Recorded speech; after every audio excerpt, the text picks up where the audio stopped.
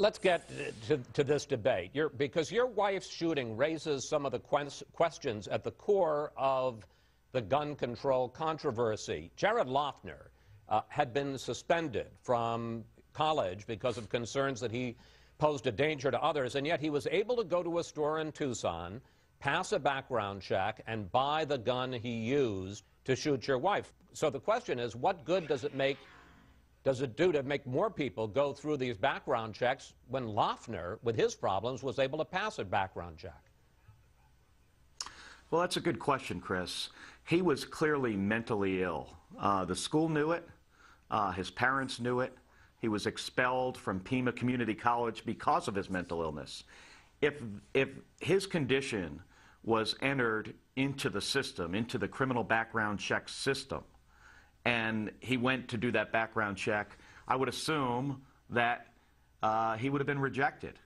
In the case of Jared Loughner, if Arizona would have entered 121,000 records that they had not entered into the system, if his record was one of those, then he probably would have been rejected, as just like since 1999, 1.7 million criminals and the mentally ill have been rejected when trying to buy a weapon. Now, the other point we need to make is there's a gun show loophole.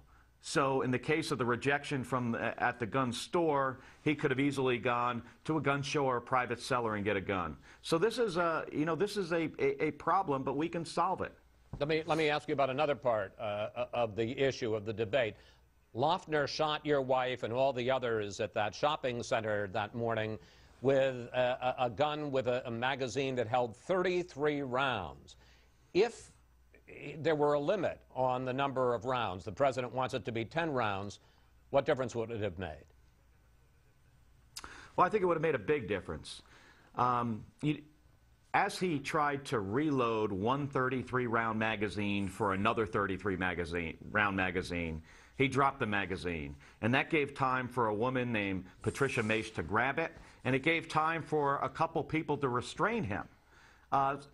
If, let's say for a second, that was a 10-round magazine and the same thing had happened, you would have had a lot less people shot, a lot less people murdered. Even 9-year-old Christina Taylor Greene, who was born on 9/11 and did not live to see her 10th birthday, she likely would be alive today because she was shot with a bullet after round number 13.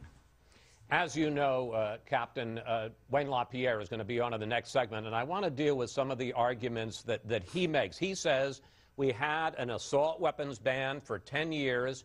It didn't work. Well, I mean, I don't know if it worked or not.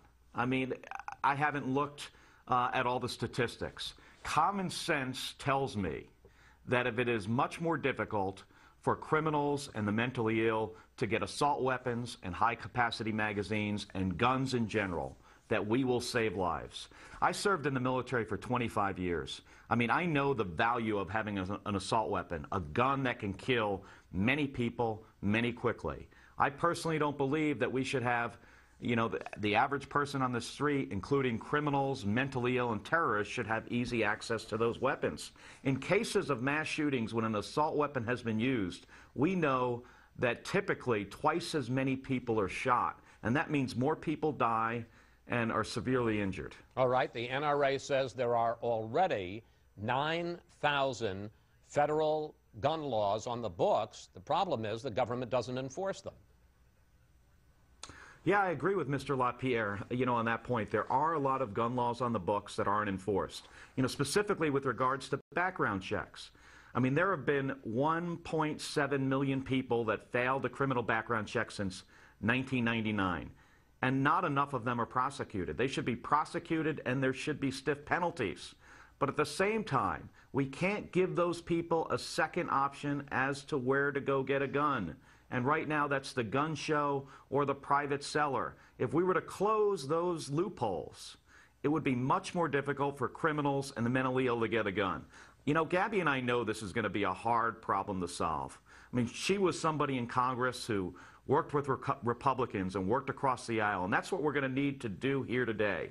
You know, these are difficult problems, but in the United States of America, we solve difficult problems. I mean, we sent men to the moon. We built an international space station. We cure diseases. We can fix this.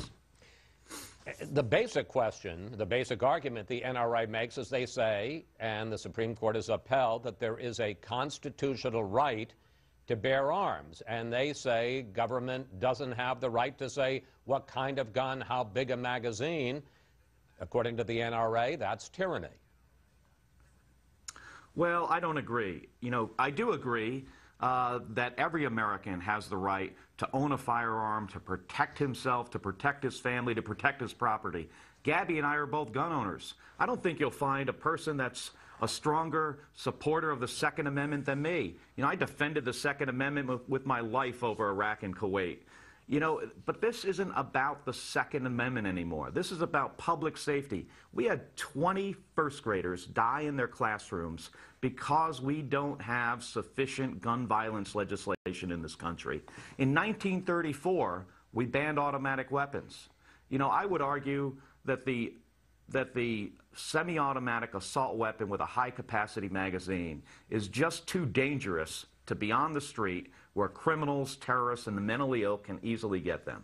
Let's talk some political reality here, because as we mentioned, you and your wife are starting a political group. The president obviously is making a push. Mayor Bloomberg and a number of other mayors are making a push. Let's talk political reality. I don't have to tell you the NRA has a lot of clout on Capitol Hill. In the last election cycle, they contributed $20 million to federal campaigns just last year. 50% of the members of the new Congress have an A rating from the NRA. Realistically, what do you think you can actually get through Congress this year? Well, certainly sitting in front of the Senate Judiciary Committee, you know, I saw on both sides of the aisle that members of the Senate, of that committee, really feel that we need to do something.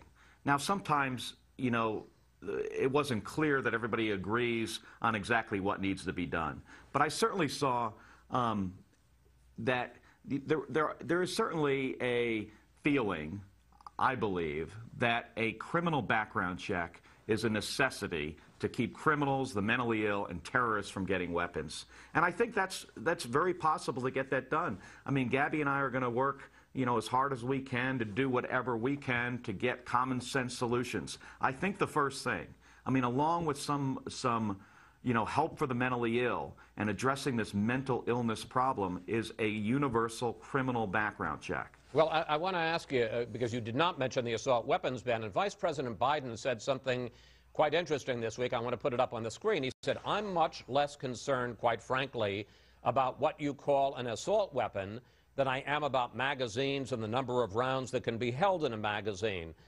Has your side already given up on the idea, not whether you think it's right or wrong, but whether it's politically practical, realistic, have you given up on the idea of banning assault weapons this year?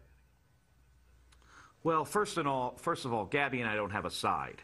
I mean, our organization supports gun owners, responsible gun owners like ourselves, people that are strong supporters of the Second Amendment. I mean, I think that is really a priority here. But another priority is to protect Americans. And there are some common sense things we can do to make this country a lot safer. A universal criminal background check, identifying the mentally ill and getting those records into the system. The high-capacity magazine issue needs to be addressed. It saves lives. And assault weapons. I mean, like I said, Chris, I mean, I spent 25 years in the military. I know the value of having an assault weapon, and it's to kill a lot of people very quickly. And I think they are way too readily available. And I think in time, we will be able to address those issues. And finally, and we have less than a minute left, as you know, Wayne LaPierre is going to be on right after the break in the next segment. Man to man, what do you want to say to him? Well, you know, certainly he's going to say that background checks don't work. But that is not true. I mean, he's going to tell you that in a couple minutes. Since 1999, 1.7 million people were prevented from getting a firearm because they had a criminal record or a history of mental illness. We stopped those people from getting a gun. Now we've got to make sure they don't have a second option to get the gun. And that's getting a gun from a private seller or the gun show loophole without having a background check. We need to close that loophole. So I hope Mr. LaPierre can think about what would his members want. You know, 74% of NRA members think it is a very reasonable thing to do to have a background check before buying a gun. So what I would tell Mr. LaPierre is, you know, I hope he would listen to his membership, because members of the NRA tend to be very reasonable on this issue. Captain Kelly, thank you.